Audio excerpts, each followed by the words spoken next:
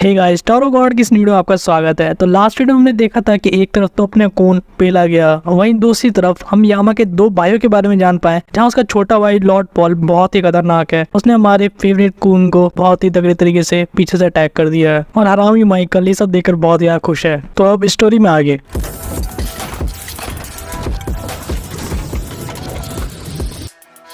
हम देखते हैं कि कून जमीन पे पड़ा होता है खून से लथपथ, और माइकल भी अब उसके आइस चेंशू से बाहर आ चुका था और वो इसे देख के कहता है, हो मैंने सोचा नहीं था सही में से जान से मार देगा। और उसी टाइम दूसरे अटैक से उसके आइस चेंशू को पूरी तरह से तोड़ देता है और माइकल को भी फ्री कर देता है। और पॉल उनके साथियों से कहता है कि अभी के लिए फैम को अपने लाइट हाउस के अंदर रखो, ऐसे कहाँ हाथ में लेके घूमूंगा, और वैसे भी एल्डर प्रीस्ट के लोगों से हाथ मिलाने में मुझे कोई दिक्कत नहीं है। वहीं पास खड़ा डाइंग भी अब लड़ने के लिए तैयार हो गया था, जो कि काफी गुस्से में था, जिस पर पॉल की नजर जाती है और कहता है कि मैं तो भूल ही गया था कि यहाँ पर हमारा हार्ट है। और अब सीन शिफ्ट होके फोकस करता है बैम और हाई रैंकर पीस की फाइट पर, जहाँ पर बैम ने last time blue dragon attack का यूज किया था और रैंकर को जमीन में दे मारा था। वही पास का जॉर्डन भी ये देखकर काफी ज्यादा इंप्रेस हो गया था और उसे कहता है कि काफी ज्यादा ऑसम है और तुम पक्का कोई ऑर्डिनरी रेगुलर तो हो ही नहीं सकते। जॉर्डन अपना अंगूठा देखकर उसे कहता है कि एकदम 10 आउट ऑफ 10 अटैक था। वही बैम हल्का सा खुश होते हुए कहता है कि लगता है ये हमारी बातों में आ जाएगा और हमें ज्वाइन कर लेगा। वहीं पर जॉर्डन कहता है कि तुम इतना पावरफुल हो और अभी भी तुम सिर्फ एक सी रैंक रेगुलर हो, इसका मतलब बाहर की वर्ल्ड में बहुत ही पावरफुल और बहुत ही अलग अलग तरह के लोग हैं। वहीं हम देख पाते उस रैंकर को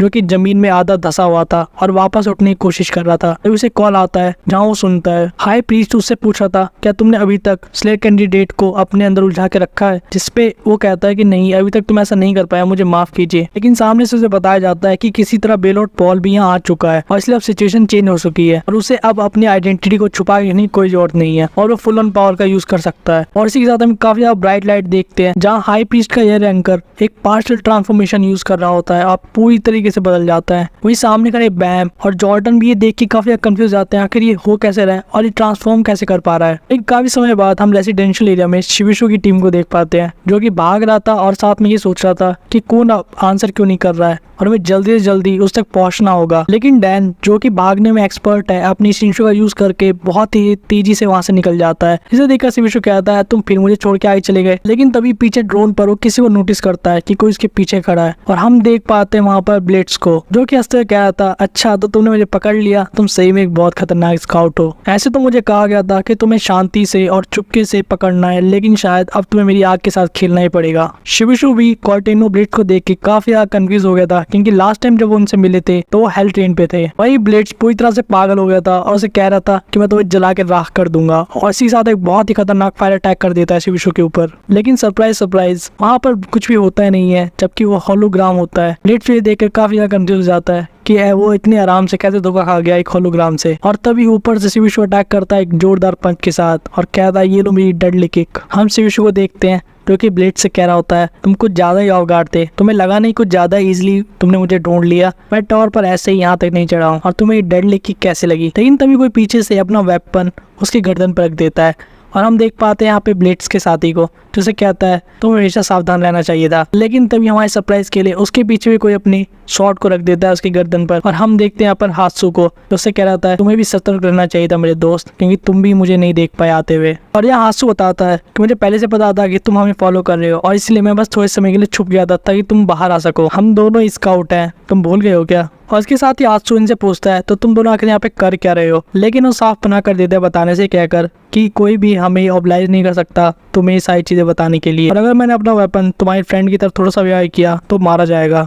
लेकिन हात्सु भी धमकाते हुए कहता है कि मुझे से कोई फर्क नहीं पड़ता और अगर तुम अपना सर कटवाना चाहते हो तो तुम बिल्कुल अपनी नीडल का यूज करके मेरे दोस्त को मार सकते हो। वही शिविशु कह रहा था कि तुम रुक जाओ, बिल्कुल भी अटैक नहीं सोचना मत, ऐसे तो मेरा दोस्त है लेकिन ये पूरा साइको है। वही सामने से हम एक कैनिंग पीपल को आते देखते हैं जो कि इनकी तरफ एक वेपन लेकर आ रहा था, ये कहते हुए कि आखिर तुम लोग हो कौन और इतनी रात को मेरे घर के अंदर ऐसे क्यों कर रहे हो। और इसी के साथ ये सारे वहां से भागने लगते चिल्लाते हुए कह के कि यहाँ से हमें भाग जाना चाहिए। कोटीरो ब्लेड्स और बाई साइड लोग भी इनके साथ यहाँ से भाग जाते हैं और एक जगह शांति से बैठ कर फिर बात करते हैं। शिविशु आते हुए कह रहा होता है यहाँ पे लगातार इतनी लड़ाइयाँ चलती हैं इनके लीडर्स के बीच में कि यहाँ के नॉर्मल लोग भी काफी टफ हो चुके हैं। लेकिन हात्सु कहता है कि टेक्निकली हमने सही में उसके घर के अंदर घुसपैठ की थी। लेकिन अब शिविशु सीरियस हो जाता है और कहता है कि तुम लोग यहाँ पर आखिर कर क्या रहे हो, तुम कैनिन तो नहीं हो। लेकिन ब्लिट्ज का फ्रेंड उसे बताता है कि हम लोग आधे इंसान और आधे कैनिन है, और जब मैं बहुत छोटा था तभी से मुझे कैनिन ने पाला है। बहुत कम लोग ही इन सब चीजों के बारे में जानते हैं कि टावर में केज के बाहर भी कैनिन लोग छुप के रहते हैं, और मैं उन्हीं लोगों की मदद कर रहा हूँ केज में वापस आने के लिए।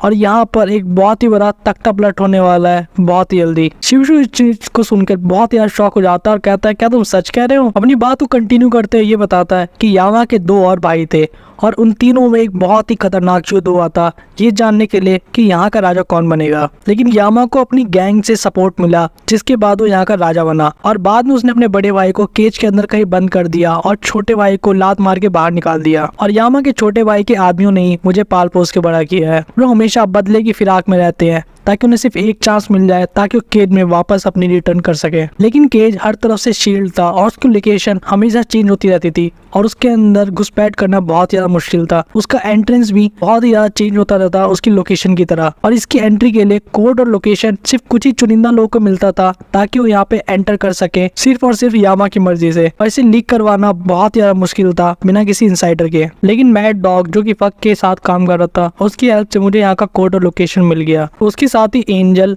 ये सारा काम करती थी जो सारी इन्फॉर्मेशन केज के बारे में मैड डॉग तक पहुंचाती थी, और उसी से हम इन्फॉर्मेशन निकाल कर केज को ढूंढ पाए हैं। और वहीं दूसरी तरफ यामा का छोटा भाई यानी कि बेलोट पॉल भी यहाँ आने के लिए बहुत टाइम से रेडी था और उनके पास अपने खुद के सपोर्टर भी हैं। जब वो यहाँ अंदर आए वो उनकी हेल्प करे, और अब एक बहुत ही बड़ा युद्ध होने वाला है ये जानने के लिए कि यहाँ का नेक्स्ट राजा कौन बनने वाला है। वहीं हम पॉल को देखते हैं जो उसी पेट पर उड़ते हुए उस लोकेशन पे जा रहा था जहाँ पे हाई पीस रैंकर का आदमी जॉर्डन और बैम के साथ लड़ाई कर रहा था। जॉर्डन ने देखे काफी कंफ्यूज था कि हाई पीस रैंकर का ये आदमी ट्रांसफॉर्म हो सकता है बिल्कुल कैनिन पीपल की तरह। जहाँ ही रैंकर उससे कहता है कि तुम देखने में काफी सरप्राइज लग रहे हो, तुमने इससे पहले किसी बाहर के आदमी को ट्रांसफॉर्म होते हुए नहीं देखा है ना। और वो उसे ब्रदर कह के कहता है, जिसे सुनकर जॉर्डन को एहसास आता है कि हो ना हो ये पक्का एक कैनिन पर्सन है। लेकिन वो कहता है कि सारे कैनिन पीपल को केज के अंदर होना चाहिए। लेकिन वो रैंकर कहता है कि तुम्हें यामा ने धोखे में रखा था और तुम लोग जो कि केज के अंदर हो, तुमने हम लोगों को लात मार के बाहर निकाल दिया था एक नर्क में जाने के लिए। और इसी के साथ वो इन दोनों पर बहुत ही खतरनाक अटैक कर देता है। देखने में ऐसा लगता है जैसे कि उसके पंजे बहुत ज्यादा बड़े हो गए और काफी ज्यादा फास्ट। जॉर्डन यहाँ पे बैम से कहता है कि क्या तुम थोड़े से समय के लिए उसका टेंशन भटका सकते हो ताकि इस पर मैं थोड़ा सा खतरनाक अटैक कर सकूं। और जॉर्डन ये भी कहता है कि मैं अपने अटैक के साथ इसे जिंदा पकड़ना चाहता हूँ, मैं जानता हूँ ये कैसे कर सकते हैं लेकिन मुझे थोड़ा सा समय चाहिए। और उससे बैम को अपनी स्किल को यूज करने के लिए कहता है